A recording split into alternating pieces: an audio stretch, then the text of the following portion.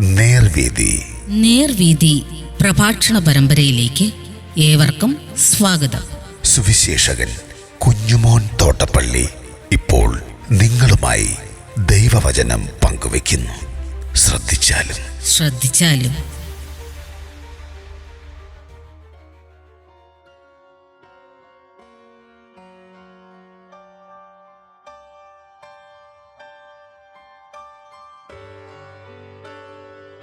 അപ്പോസ്തലന്മാരുടെ പ്രാർത്ഥന.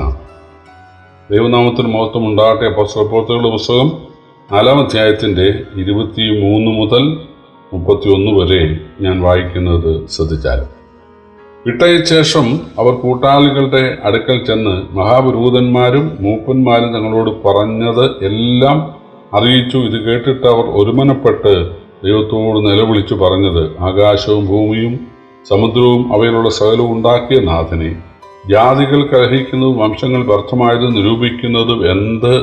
ഭൂമിയിലെ രാജാക്കന്മാർ അണിനിരക്കുകയും അധിപതികൾ കർത്താവിന് വിരോധമായി അവൻ്റെ അഭിഷക്തിന് വിരോധമായി ഒന്നിച്ചു കൂടുകയും ചെയ്തിരിക്കുന്നു എന്ന് നിന്റെ ദാസനായ ദാവീദ് മുഖാന്തരം പരിശുദ്ധാത്മാവിനാൽ അരുളി ചെയ്തവനെ, നീ അഭിഷേകം ചെയ്ത യേശു എന്ന നിന്റെ പരിശുദ്ധ ദാസന് വിരോധമായി ഹെരോദാവും പൊന്തിയോസ് പീലാത്തോസും ജാതികളും ഇസ്രയേൽ ജനവുമായി ഈ നഗരത്തിൽ ഒന്നിച്ചുകൂടി സംഭവിക്കണമെന്ന് നിന്റെ കൈയും നിന്റെ ആലോചനയും മുൻനിയമിച്ചൊക്കെയും ചെയ്തിരിക്കുന്നു. സത്യം.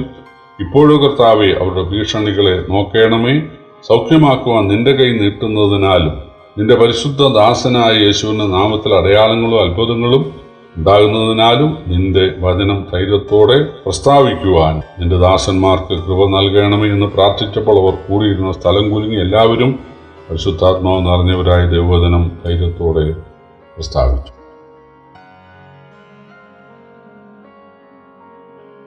ഒരു ജന്മന മുടന്തന് പത്രോസും യോഹന്നാനും കൂടെ ദേവാലയ മുറ്റത്ത് സൗഖ്യം വരുത്തിയ കാരണത്താൽ ഇത് ദൈവികമാണ് എന്ന് വിശ്വസിക്കാൻ മനസ്സില്ലാതെ മഹാപുരോഹിതന്മാരും മൂപ്പന്മാരും അടുത്തുകൂടി അവരെ ശാസിച്ചു, തർജ്ജനം ചെയ്തു. നിങ്ങൾ ഇനി മേലാൽ ഈ യേശുവിൻ്റെ നാമത്തിൽ സംസാരിക്കരുത് എന്ന് പറഞ്ഞു. പക്ഷേ ഞങ്ങൾ കണ്ടും കേട്ടുമുള്ളത് ഞങ്ങൾക്ക് പ്രസ്താവിക്കാതിരിക്കാൻ കഴിയില്ല, യേശു ദൈവമാണ് എന്ന് തീർത്ത് പറയാനിടയായി. പക്ഷേ അപ്പോസ്തലന്മാരും മഹാപുരോഹിതന്മാരും നല്ല വാക്ക് പറഞ്ഞ് അവരെ പറഞ്ഞയച്ചു. അവർ തിരിച്ചു വന്ന് ഈ കാര്യമൊക്കെ പറഞ്ഞു. ഞങ്ങൾ സന്ധ്യാസമയത്ത് ദേവാലയത്തിൻ്റെ മുറ്റത്തേക്ക് ചെന്നു. അവിടെ ഞങ്ങളൊരു മുടന്തന് സൗഖ്യം നൽകി. പക്ഷെ അത് വലിയ പൊല്ലാപ്പായി. ജനങ്ങളൊക്കെ ഓടിക്കൂടിയപ്പോൾ മഹാപുരോഹിതനൊക്കെ ദേവാലയത്തിൻ്റെ അകത്തുനിന്ന് ഈ മുറ്റത്തേക്ക് മണ്ഡപത്തിലേക്ക് വന്നു. ഞങ്ങളോട് പറഞ്ഞു, നിങ്ങൾ മേലാൽ ഇവിടെ വന്ന് യേശുവിൻ്റെ നാമം പറയരുത് എന്ന് പറഞ്ഞു. പക്ഷെ ഞങ്ങൾ കണ്ടും കേട്ടുള്ളത് പ്രസ്താവിക്കും എന്ന് പറഞ്ഞിരിക്കുകയാണ്. എന്താണ് ചെയ്യേണ്ടത്? അപ്പോൾ അതുകൊണ്ട് നമുക്ക് പ്രാർത്ഥിക്കാം. ഞങ്ങൾക്കിതിന് അവകാശമുണ്ട്, ഞങ്ങൾ എബ്രായരാണ് അല്ലെങ്കിൽ യഹൂദന്മാരാണ്, ഞങ്ങളും ദശാംശം കൊടുത്തിട്ടുള്ളവരാണ്, ഞങ്ങൾ ഇന്ന ഗോത്രമാണെന്നൊന്നും പറയാൻ ആയിട്ട് അല്ല അവർ തയ്യാറായി. നമ്മൾ ഈ കാര്യം ദൈവത്തോട് പറയാം. അവർ 2-ാം സങ്കീർത്തനം ഉദ്ധരിച്ചാണ് പ്രാർത്ഥിക്കുന്നത്.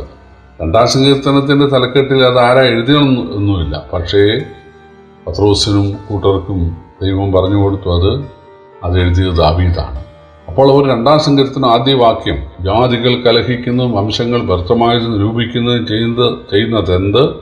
ഭൂമിയിൽ രാജാക്കന്മാർ അണിനിരക്കുകയും അധിപതികൾ കർത്താവിന് വിരോധമായി അവൻ്റെ അഭിഷക്തിന് വിരോധമായി ഒന്നിച്ചുകൂടുകയും ചെയ്തിരിക്കുന്നു എന്ന് ദാവീദ് മൂലം പരിശുദ്ധാത്മാവിനാൽ അരുളി ചെയ്തവനെ, അതിവിടെ സംഭവിച്ചിരിക്കുന്നു എന്നാണ്.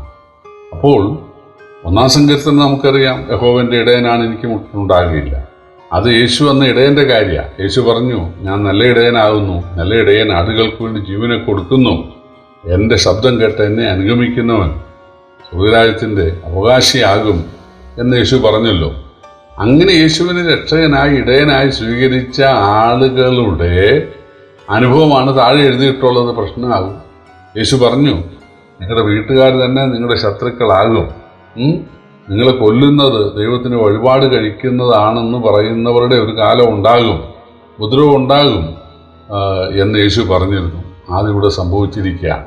2-ാം സങ്കീർത്തനം, അതായത് ജാതികൾ നിങ്ങൾക്കെതിരെ, യഹൂദന്മാർ നിങ്ങൾക്കെതിരെ, പിന്നെ രാജാക്കന്മാർ നിങ്ങൾക്കെതിരെ, അധിപതികൾ നിങ്ങൾക്കെതിരെ, അവരെല്ലാവരും ഒന്നാകും, നിങ്ങൾക്കെതിരാകും എന്ന് 2-ാം സങ്കീർത്തനത്തിൽ എഴുതിയിരുന്നത് ഇവിടെ ഇപ്പോൾ യാഥാർത്ഥ്യമായിരിക്കുന്നു ദൈവമേ. അതുകൊണ്ട് അവരുടെ ഭീഷണികളെ നോക്കേണമേ. കർത്താവായ യേശുവിനോട് നിന്റെ അഭിഷക്തിന് വിരോധമായിട്ട് അവർ പീലാത്തോസിനെ കൊണ്ട് വിസ്തരിപ്പിക്കുകയും വിധിക്കുകയും ഒക്കെ ചെയ്തു. എന്നാൽ പിതാവെ, അവിടുന്ന് തക്ക സമയത്ത് പുത്രനെ ഉയർപ്പിച്ചല്ലോ. ആ പുത്രൻ്റെ നാമത്തിൽ ഞങ്ങളോട് പ്രസംഗിക്കുവാൻ പറഞ്ഞല്ലോ. അതുകൊണ്ട് അവിടുന്ന് ഇനിയും പ്രവർത്തിക്കണം. ഇവിടെ അതിൻ്റെ 30-ാം വാക്യത്തിൽ എഴുതിയിട്ടുള്ളത് സൗഖ്യമാക്കാൻ നിന്റെ കൈ നീട്ടുന്നതിനാൽ. ചില ആളുകൾ പറയുന്നത് ഞങ്ങൾ കൈ നീട്ടിയാൽ മതി സൗഖ്യം കിട്ടുമെന്നാണ്. പക്ഷേ ഇവിടെ നമ്മൾ വായിച്ചത് നിന്റെ കൈ നീട്ടുന്നതിനാലും. പ്രിയപ്പെട്ടവര്, യേശുവാണ് സൗഖ്യം നൽകുന്നത്. ഏതൊരു കാലത്തും യേശുവാണ് സൗഖ്യം നൽകുന്നത്. പണ്ട് ഏലിയാവ് മരിച്ച ആൾ ഉയർപ്പിച്ചിട്ടുണ്ട്, ഏലീശ മരിച്ച ആൾ ഉയർപ്പിച്ചിട്ടുണ്ട്, പത്രോസും പൗലോസും മരിച്ച ആൾ ഉയർപ്പിച്ചിട്ടുണ്ട്. പക്ഷെ അതെല്ലാം യേശുവാണ്, ദൈവമാണ് അത് ചെയ്യുന്നത്. ഏതൊരു അത്ഭുതവും അല്ലെങ്കിൽ ഏതൊരു അടയാളവും ദൈവമാണ് ചെയ്യുന്നത്. ദൈവം നമ്മളെ ഉപയോഗിക്കുന്നു എന്നേ ഉള്ളൂ. ഒരിക്കലും നാം അത് ചെയ്തു എന്ന് പറയരുത്. എൻ്റെ കൈ ഇതുണ്ടാക്കിയെന്ന് നീ പറയരുതെന്ന് ആവർത്തന പുസ്തകത്തിലുണ്ട്. ശിംശോനൊരു അബദ്ധം പറ്റി. എൻ്റെ കൈ കൊണ്ട് ഞാൻ 1000 ഫെലിസ്ത്യരെ കൊന്നു എന്ന് പറഞ്ഞു. അതുപോലെ ദലീല ചോദിച്ചു, നിന്റെ ആരോഗ്യത്തിൻ്റെ രഹസ്യം എന്താണ്? പുള്ളി പറഞ്ഞത് എൻ്റെ തലമുടിയാണ്. My hair is the secret of my health. എൻ്റെ തലമുടിയാണ് എൻ്റെ ആരോഗ്യത്തിൻ്റെ രഹസ്യം എന്നാണ് പറഞ്ഞത്. എൻ്റെ ആരോഗ്യത്തിൻ്റെ രഹസ്യം എൻ്റെ ദൈവമാണ് എന്നല്ലേ പറയേണ്ടത്. ബലം നിന്നിലുള്ള മനുഷ്യൻ ഭാഗ്യവാൻ എന്നല്ലേ വാക്യം. ബലമുള്ള മനുഷ്യൻ എന്നല്ല, ബലം നിന്നിലുള്ള മനുഷ്യൻ. എൻ്റെ കർത്താവാണ് എൻ്റെ ബലം എന്നല്ലേ പറയേണ്ടിയിരുന്നത്. പ്രിയപ്പെട്ടവരെ, നമ്മൾ കൈനീട്ടുന്നതുകൊണ്ടല്ല, കർത്താവ് വേണം കൈനീട്ടാൻ, കർത്താവ് വേണം പ്രവർത്തിക്കാൻ, കർത്താവിന് വേണം മഹത്വം ഉണ്ടാകാൻ. അതാണിവിടെ ഇവർ പ്രാർത്ഥിക്കുന്നത്, സൗഖ്യമാക്കുവാൻ നിന്റെ കൈ നീട്ടുന്നതിനാലും നിന്റെ പരിശുദ്ധദാസനായ യേശുവിൻ്റെ നാമത്തിൽ അടയാളങ്ങളും അത്ഭുതങ്ങളും ഉണ്ടാകുന്നതിനാലും നിന്റെ വചനം ധൈര്യത്തോടെ പ്രസ്താവിക്കുവാൻ നിന്റെ ദാസന്മാർക്ക് നൽകണം. അപ്പോൾ ചില രോഗസൗഖ്യങ്ങളും വിടുതലുകളും ഒക്കെ ഉണ്ടാകുന്നതിനാൽ ദൈവവചനം പറയാനായിട്ട്, സുവിശേഷം പറയാനിടയാകണം. അല്ലാതെ ഞാൻ രോഗസൗഖ്യം നൽകി, ഞാൻ അവിടെ ആ രാജ്യത്ത് ഈ രാജ്യത്ത് ചെയ്തു എന്ന് പറഞ്ഞ് നമുക്ക് അതിൻ്റെ മഹത്വം കിട്ടുക എന്നുള്ളതല്ല. മറിച്ച് കർത്താവ് ദൈവ മനുഷ്യനായവൻ എന്നും ജീവിക്കുന്നു എന്ന് ആളുകൾക്ക് മനസ്സിലാകണം. ദൈവവചനം പ്രസംഗിക്കപ്പെടുവാനിടയാകണം എന്നാണ് പത്രോസ് പറയുന്നത്, അല്ലെങ്കിൽ അപ്പോസ്തലന്മാർ പ്രാർത്ഥിച്ചത്. ഇങ്ങനെ പ്രാർത്ഥിച്ചുകൊണ്ടിരുന്നപ്പോൾ അവർ കൂടിയിരുന്ന സ്ഥലം കുലുങ്ങി. ചില ആളുകൾ ഈ വാക്യം തെറ്റിദ്ധരിച്ചിട്ടുണ്ട്. കുലുങ്ങിക്കൊണ്ട് വേണം പ്രാർത്ഥിക്കാൻ എന്ന് വിചാരിക്കുന്ന ചില ആളുകളുണ്ട്. അങ്ങനെ കുലുങ്ങിക്കൊണ്ട് പ്രാർത്ഥിക്കുന്നവരുണ്ട്. നമ്മളൊരു പ്രധാനമന്ത്രിയുടെയോ മുഖ്യമന്ത്രിയുടെയോ ഒരു മന്ത്രിയുടെ അടുക്ക ചെന്നിട്ട് നമ്മൾ എത്ര ഭവ്യതയോടു കൂടെ വേണം അവിടെ നിൽക്കാൻ. ഒരു പോലീസ് സ്റ്റേഷനിൽ നമ്മളവിടെ കുലുങ്ങിക്കൊണ്ട് നമ്മുടെ ആവശ്യം പറഞ്ഞാൽ അവർക്കത് ഇഷ്ടപ്പെടുമോ? ഇല്ല.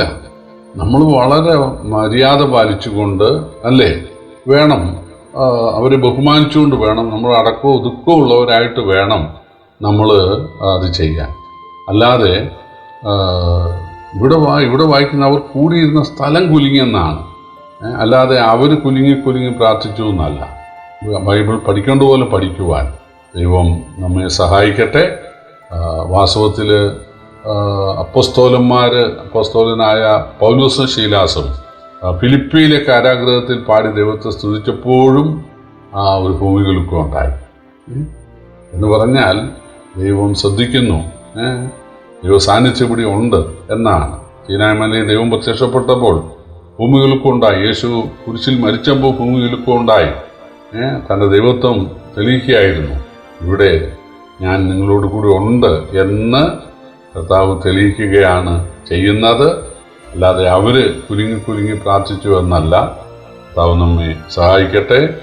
അവർക്ക് അപാരമായ ശക്തിയും കൃപയും ലഭിച്ചു. അവർ എല്ലാവരും പുറത്തോട്ടിറങ്ങി ദൈവവചനം പറയുവാൻ തയ്യാറായി, ധൈര്യത്തോടെ പറയാൻ തയ്യാറായി. അതിനാൽ വലിയ അനുഗ്രഹങ്ങളുണ്ടായി.